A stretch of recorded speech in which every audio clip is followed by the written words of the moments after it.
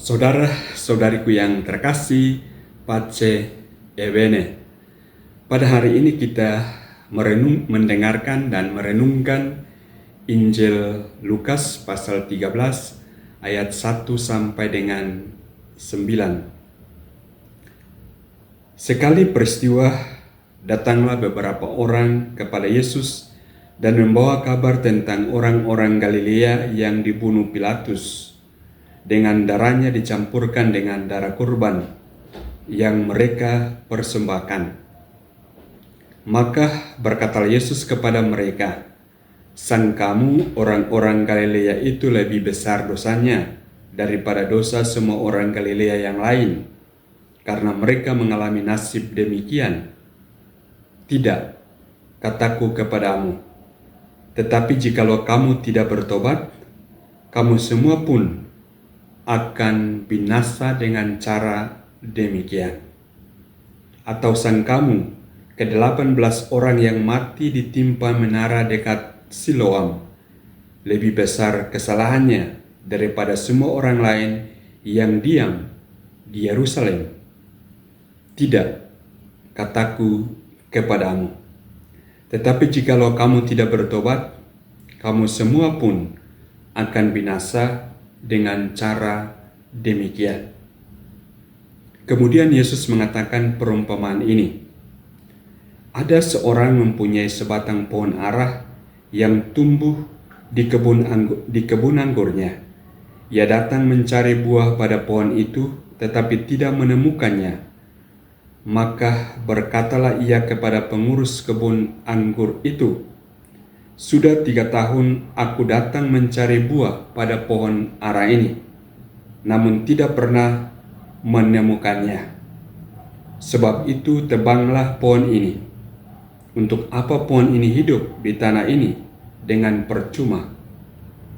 Pengurus kebun itu menjawab, "Tuan, biarkanlah dia tumbuh setahun ini lagi.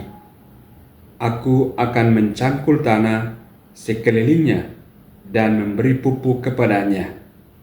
Mungkin tahun depan akan berbuah, jika tidak, tebanglah."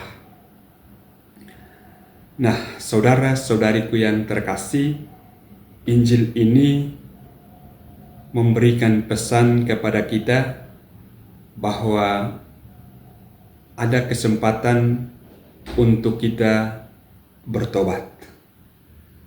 Pengalaman orang-orang yang menceritakan apa yang terjadi dengan orang-orang yang mengalami nasib yang mau katakan nasib yang buruk.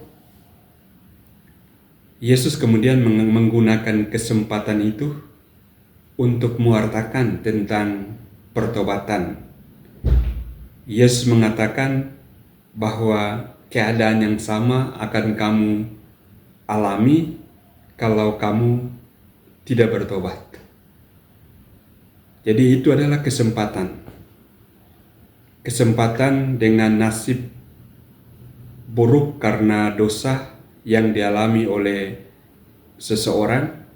Yesus menggunakan kesempatan itu untuk mewartakan tentang pertobatan. Menarik bahwa Yesus menegaskan mereka itu sebenarnya tidak beda dengan kamu, atau kamu tidak beda dengan orang yang sudah mati itu. Kamu sama-sama adalah orang berdosa. Maka yang harus kamu lakukan adalah bertobat, karena hanya pertobatan yang akan menyelamatkanmu. Dan tentang kesempatan, kita juga dengarkan dalam perumpamaan tadi. Diberikan kesempatan untuk kita memperbaharui diri, membuat hidup kita yang mandul ini, yang mungkin tidak berbuah karena tidak mampu untuk berbuah di dalam kasih, melakukan kasih, berbuat baik kepada orang lain.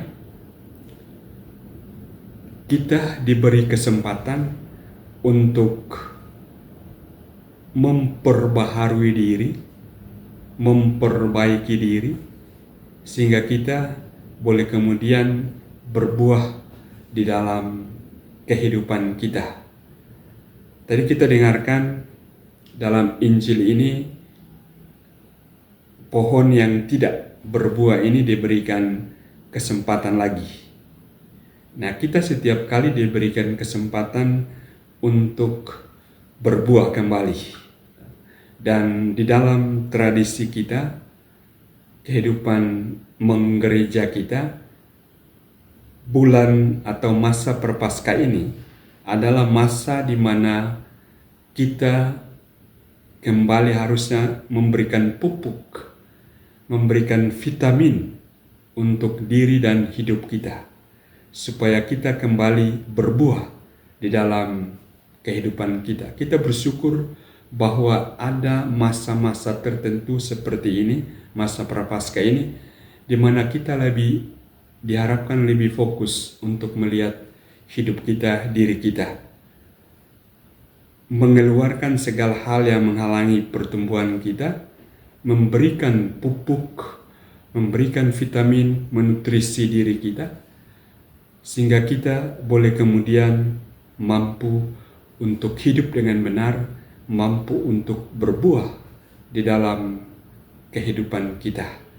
Saudara-saudariku yang terkasih, semoga dengan Injil ini kita gunakan segala kesempatan yang ada pada kita untuk melakukan pertobatan, dan karena itu kita boleh memperbaharui diri dan hidup kita, sehingga kalau kita selama ini masih mandul, kita boleh berbuah di dalam perbuatan baik. Tuhan memberkati kita semua. Pace e bene.